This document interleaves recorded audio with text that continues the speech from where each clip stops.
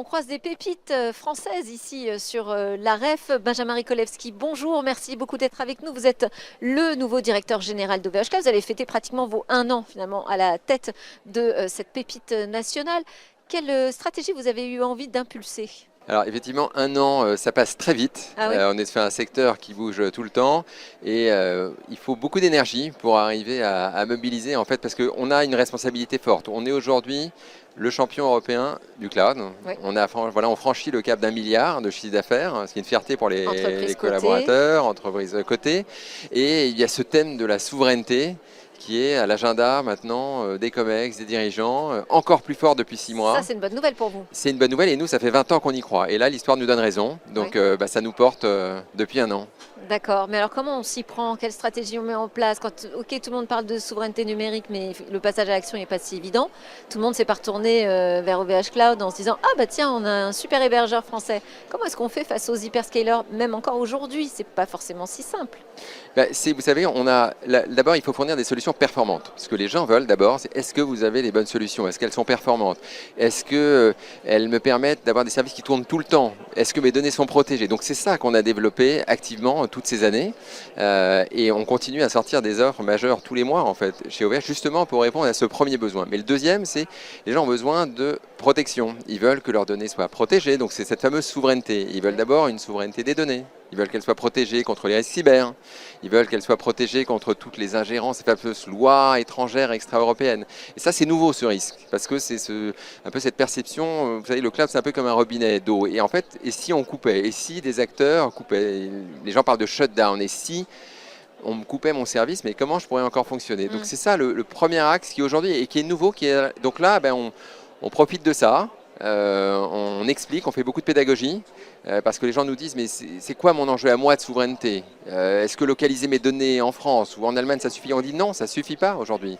Il faut protéger vos données cyber, protéger contre les lois extraterritoriales. Il faut aussi une souveraineté technologique.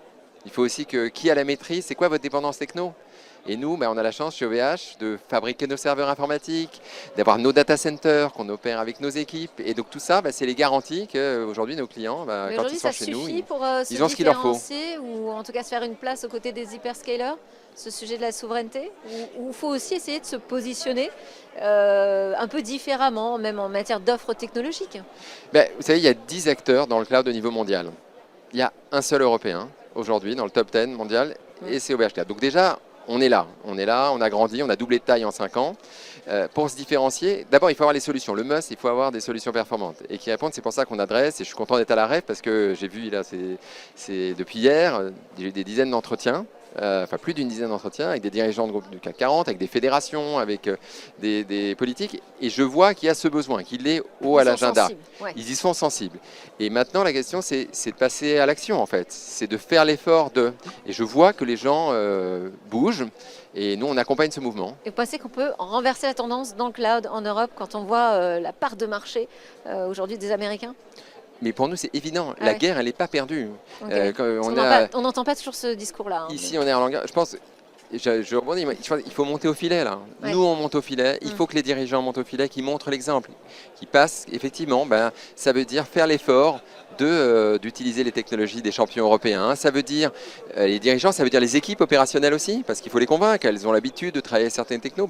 On fait cet effort nous aussi de former les équipes aux technologies OVH Cloud parce que il faut que les gens aient envie, soient confortables pour les utiliser. Et alors là, vous dites, vous avez eu beaucoup de rendez-vous business. Ok, on a des grandes entreprises qui sont présentes ici. Il y a aussi des politiques, il y a aussi des élus. Vous échangez avec eux, vous attendez des choses importantes pour la suite? Bien sûr, parce que Qu'est-ce que vous attendez d'eux finalement? Derrière les politiques, il y a plusieurs choses. Il y a déjà eu tellement de réglementations, tellement d'intentions. La stratégie cloud de confiance, ça suffit pas? Qu'est-ce que vous attendez d'autre? La première chose, c'est qu'il y a la commande publique. D'accord. Donc un entrepreneur, il prépare toujours de la subvention. On l'attend, on la pousse. Alors, elle a lieu, on est aujourd'hui le plus gros fournisseur au niveau de l'UGAP, donc en France, sur les marchés UGAP de l'État, donc sur le cloud. Donc, mais ce qui est important, c'est que ça aille encore plus loin, en fait, sur la commande publique, en France, en Europe. Donc, et nos politiques ont aussi un rôle au niveau européen pour faire bouger les choses, pour que cette commande, elle aille vers les champions européens. C'est pas une commande pour aller aider des entreprises fragiles. On est une entreprise forte aujourd'hui, on est le plus gros européen, on pèse 1 milliard. Mais par contre, c'est qu'aujourd'hui, pour accélérer notre développement, il y a besoin que cette commande soit dirigée encore plus vers les champions européens. Et puis après, il y a la régulation régulations. Donc il y a des régulations qui sont utiles pour favoriser, pour que cette commande publique soit plus, qu'il y ait des critères qui favorisent justement l'hébergement de données qui protègent contre les lois extra-européennes. Donc il y a des actions, il y a des lois qui arrivent aujourd'hui autour du cloud, autour de la cyber, qui permettent de favoriser cela. On a eu une audition assez récemment, on va dire, de Stéphanie Combe sur le Health Data Hub devant les sénateurs, qui a justement parlé de l'UGAP, qui aurait mis visiblement en avant uniquement les solutions de Microsoft pour l'hébergement du Health Data Hub. Est-ce qu'on a un problème à ce niveau-là, justement sur les critères aujourd'hui, que l'État s'impose ou non pour choisir ses fournisseurs ? L'État a créé une doctrine de cloud au centre en France, donc pousse effectivement les administrations à aller dans cette direction. Après, on voit qu'il y a des difficultés pour y aller.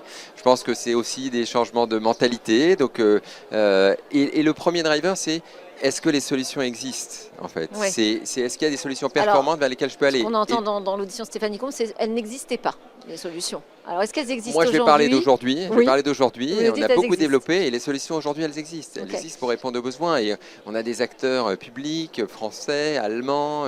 Sur la plateforme des données de santé, vous attendez un appel d'offres? Vous avez des informations? Vous pensez que ça va bouger? Il y a un appel d'offres qui est sorti il y a quelques semaines. Donc, voilà, on rentre dans une nouvelle démarche. On est dedans. Et, après, il y a différents volets. Je pense que c'est une dynamique qui accourt. Mais c'est bien que ça aille dans cette direction.